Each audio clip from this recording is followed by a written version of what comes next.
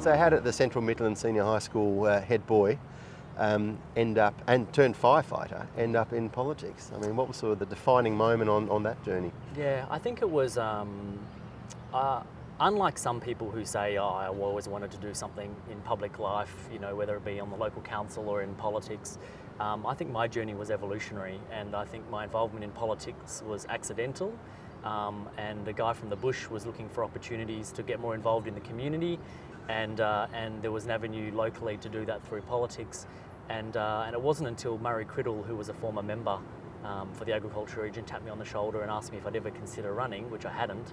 And I think that's really what sparked my interest. And I guess he supported me through that journey, and here I am.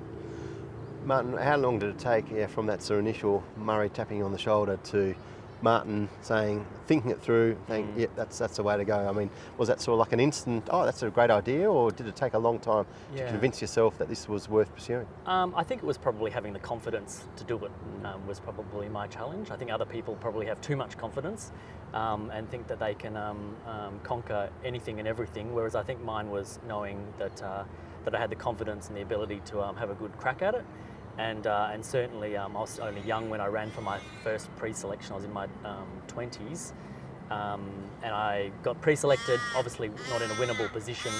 That was the 2008 election, and then came back in 2013 and got elected. And how's life as an MP turned out for you? Is it as you imagined? Yeah, well, I guess I had the benefit of working in politics for 2 to 3 years before getting elected. So I often see new members come into the place and into the parliament and see that transition a bit more difficult for them. Whereas I think I had a bit of an idea of how government worked, the bureaucracy, how a lot of people get frustrated by the speed at which things move. I think I was more accustomed to that, having had a bit of involvement beforehand.